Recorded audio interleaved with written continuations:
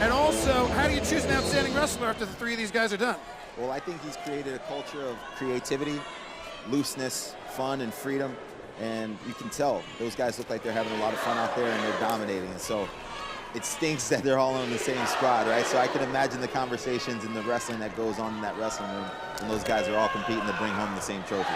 All right, Gabe Dean, the featured marquee match against Bo Nickel. He's going to have his hands full tonight. He's going for number 3, a lot of pressure there. And, you know, Bo Nickel is a buzzsaw, you know, up until this point. What's your thoughts on that? It's going to be a great matchup, and I think that's why they decided to make it the last match, because they knew it was going to be extremely interesting. So Dean's a hammer.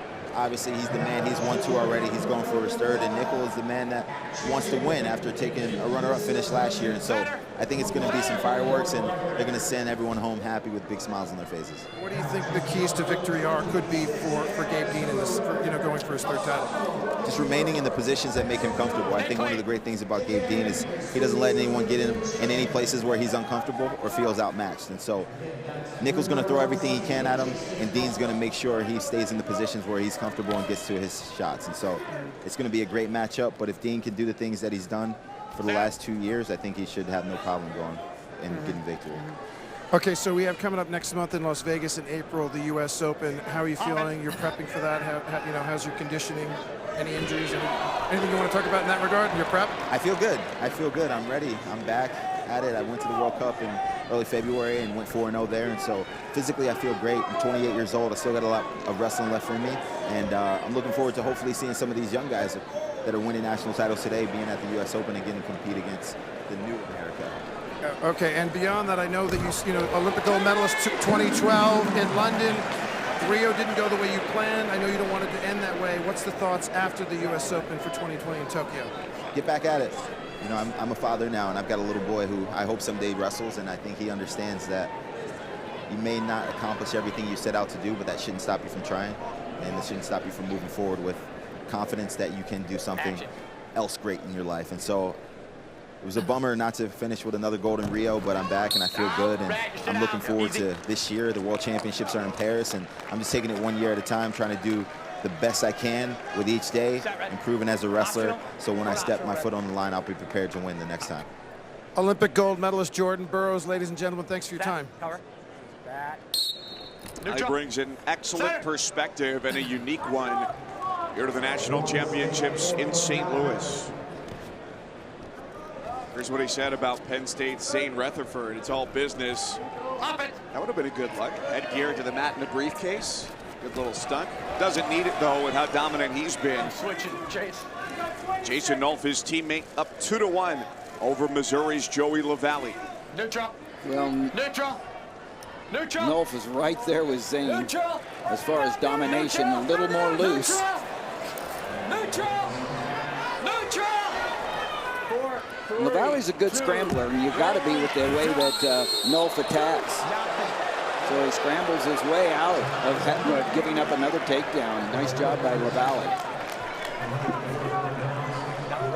I like the pace that Lavallee's trying to keep in this match. He's going toe-to-toe with Nolf. He's going with those hard snaps, level changes. He's attempting shots. That's what you need to do. Nolf, he's a dangerous guy. He's got offense from all over, but you can't be afraid. You can't just sit on your defense, sit on your heels. You got to press your action, try to attack out there. I noticed the same thing. I mean, he needs to get to his ties and pull and release to his high crotch and his shots. He's just, Lavallee is a better wrestler when he's on the attack, when he's the shooter. And he can scramble, and you need to when you're wrestling against the attack style of Nolf. But that was a great first takedown by Nolf. And again, here's the scramble. Neutral, guys. One neutral. See, Nolf's doing an excellent job of keeping that left leg of Lavallee elevated. He's trying to turn his hips in here. Neutral.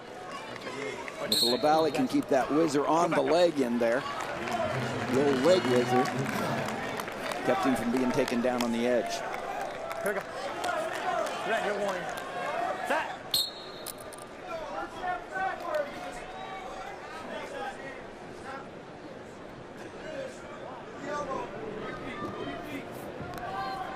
Lavallee needs to keep his feet going. He wants to snap the head like you said, but he can't be flat-footed. He's got to go to the right, go to the left, snap and release his shots.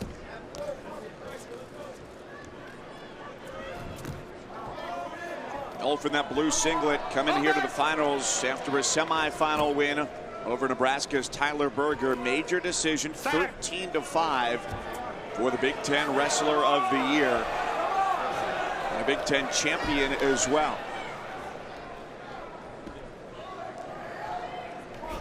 You'll notice Nolf is always on the attack himself, so if Lavallee isn't matching him, he's going to be attacked because Nolf attacks every second of the match.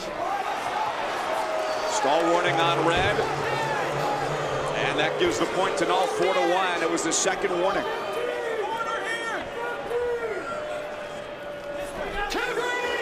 And now a takedown for Nolf. Quite a second period for him. Huge takedown there by Nolf. He was in on both legs of Lavallee, and Lavallee was kind of going for that throw. Nolf sensed it, he dropped his hips down low, he just waited for his opportunity. He was able to finish the takedown right there on the edge of the mat. Way to stay disciplined in that position. Zane Train's not the only locomotive going down the track for this team. They just keep, they get rolling, they get full steam ahead, and it's just hard to stop. 4, 3, 2, 1. Rutherford picked up steam late in his victory over Levon Mays. And a look at the whole regular season for Nolf. All but 3 of his matches ended by pin or tech fall in the regular season.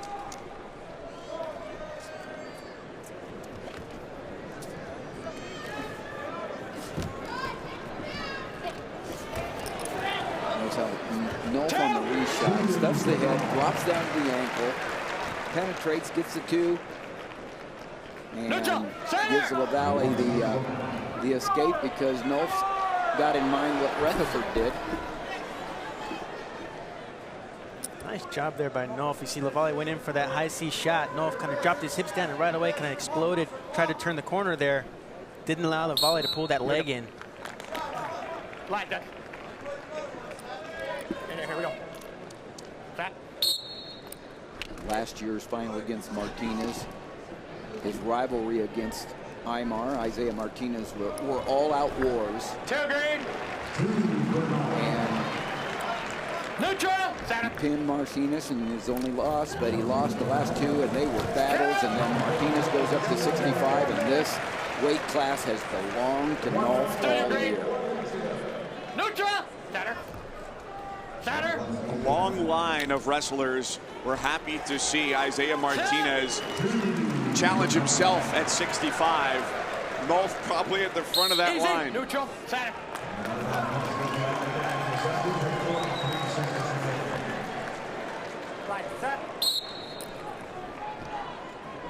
It was 6-5 last year in the finals at 157 for Nolf, and that loss to Martinez, which came in the last 10 seconds of the third period.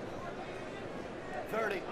But since the middle of the second, this has been just about all of Jason Nolf. What Nolf does so well is he goes to uncomfortable places, and it starts in the practice room. So he's ready for scrambles like this because he's not afraid to put himself in uncomfortable positions, learns, lives there, and creates and dominates. 3, 2, 1. The runner-up in New York, the champion in St. Louis. It's another one for Penn State. Jason Nolf, a winner over Joey Lavallee.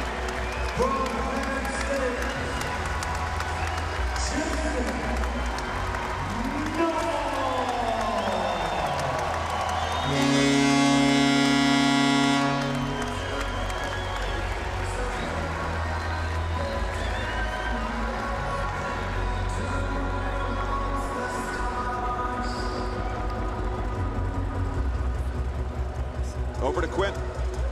Jason, prior to that match, you're standing at the circle for what must have felt like a long time, just staring. What were you saying to yourself prior to that match? I just keep it in my head, believe in my training. From all my coach, my high school coach told me that first, I think, and then just coaches tell me to believe in myself. So I know I trained smarter and harder than anybody else.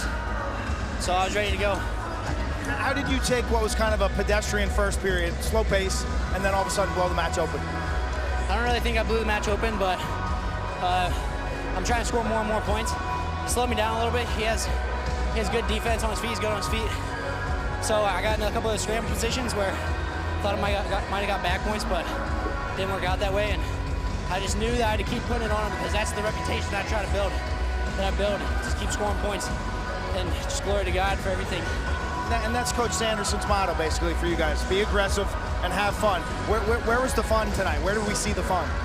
I had a lot of fun holding my hands up. Yes, you did. Congratulations, Jason.